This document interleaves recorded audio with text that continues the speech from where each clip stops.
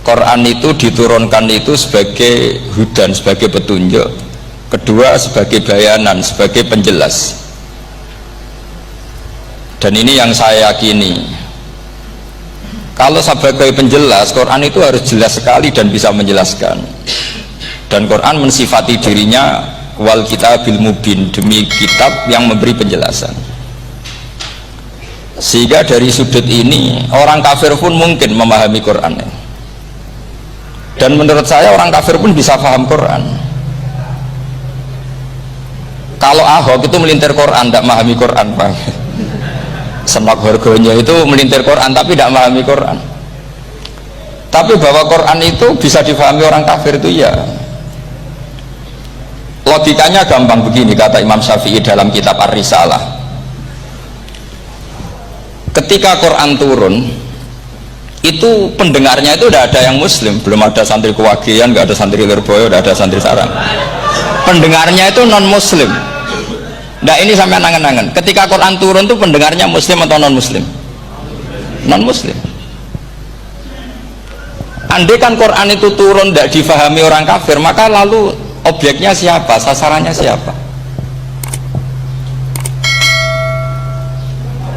Nah sebab itu akan aneh kalau kita yang mondok misalnya ngaji Edkon, ngaji Alfiyah, ngaji Ulumul Quran, apa saja, kemudian anda tidak paham Quran, padahal orang kafir saja bisa paham. Nah ini tantangan bagi kita. Sing kafir wis iso paham Quran, masa kita santri tidak paham Quran. Makanya begini, di antara awal-awal periode Makkiyah ada surat disebut Qul ya ayyuhal kafirun, katakan Muhammad ya ayyuhal kafirun, karena mukhotabnya atau lawan dialeknya Nabi adalah orang-orang apa? Kafir. Mereka paham ketika dijelaskan Quran, paham, dan sebagian mereka menjadi mukmin karena paham. Itu termasuk isi makalah yang saya utarakan di sini. Mereka tanya, ya Muhammad, siflana rabbak amin dahabin amin nuhasin amin hajarin. Karena orang kafir jahiliyah itu punya tren yang namanya Tuhan itu fisik. Mereka punya Lata, punya Uzza, punya Hubal. Sehingga kalau Tuhan-Tuhan kita ini dari batu Muhammad, katanya anda punya Tuhan yang berbeda. Lalu Tuhan anda ini dari emas atau dari perak.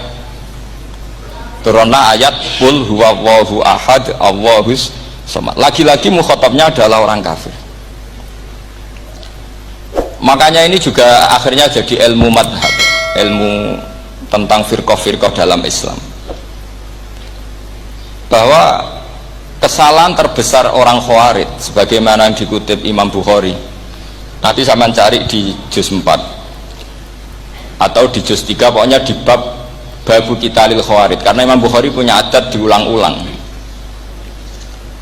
Kata Ibnu Umar yang dikutip Imam Bukhari, innahum intolaku ila ayatin nazalat fil kufar faja'aluha alal mu'minin. Orang-orang Khawarij atau kalau sekarang orang-orang radikalisme itu meneliti Quran, kemudian ketika ada kriteria manusia-manusia tertentu itu dianggap itu kenanya orang Islam, korbannya orang Islam, padahal awal mula ayat ini turun untuk orang kafir atau kritikan pada orang kafir. Ini cilaka betul. Karena logikanya seperti yang dikatakan Imam Syafi'i, ketika Quran turun ini nggak ada orang Islam, yang ada orang kafir, sehingga mukhatabnya adalah orang kafir. Tapi ayat-ayat ini nanti dipakai Khawarij untuk mengcounter orang Islam, sehingga mereka mudah mengkafirkan kita karena pakai ayat yang dari awal Allah mengkafirkan orang kafir, sekarang ayat itu dipakai mengkafirkan orang Islam. Ini saking gebleknya orang apa? Khawarij. Makanya kata kitab Fathul Bari yang menyarai Bukhari itu, yang mendorong orang Khawarij seperti itu adalah jahluhum bisyariah. Memang mereka benar-benar bodoh, benar-benar goblok. Misalnya kita misalnya kita kiai atau kita ma'arif atau kita santri atau kita orang soleh, kemudian kita tidak bisa melakukan apa yang kita katakan, terus kita oke lah, kita kena kritik misalnya atakmurunan nasabil birri apa watan sauna anfusakum wa antum taslunal kitab. Terus kita katanya bisa ngomong tapi tidak bisa melakukan, terus dikritik dengan ayat itu mestinya tidak tepat. Karena itu asbab nuzulnya adalah orang-orang Yahudi karena tahu bahwa sifat Rasulullah itu ada di Taurat, mereka menyuruh keluarganya itu masuk Islam, tapi mereka sendiri tidak mau Islam. Kemudian turunlah ayat atamuruna nasa bil birri wa tansawna anfusakum wa antum taslunal kitab afala ta'qilun. Sekarang perbandingannya begini, misalnya ada orang Islam, taruh saja Zaid itu maling, ya maling, konsisten dia malingnya sampai tua. Terus menurut anda Zaid yang muslim ini, muslim, Zaid itu muslim tapi maling, jangan bilang maling tapi muslim, dia tuh ya. Kemudian Zaid bilang ke anaknya, Cong, kowe aja dadi maling, dadi santri sing soleh, sing maling bapak tok. Ndak, ini menurut analisis usul fikih, ngomongnya Zaid itu benar apa salah? Benar kan? Nasihatnya ya benar, ngomongnya juga benar. Kamu tidak bisa ngeritik Zaid, kamu bisa ngomong tapi tidak bisa melakukan, tidak bisa. Fa innal amra bil ma'ruf wajib, wal qawla bil ma'ruf ya wajib, wal qawla bil haqqi ya wajib. Jadi itu hal yang berbeda.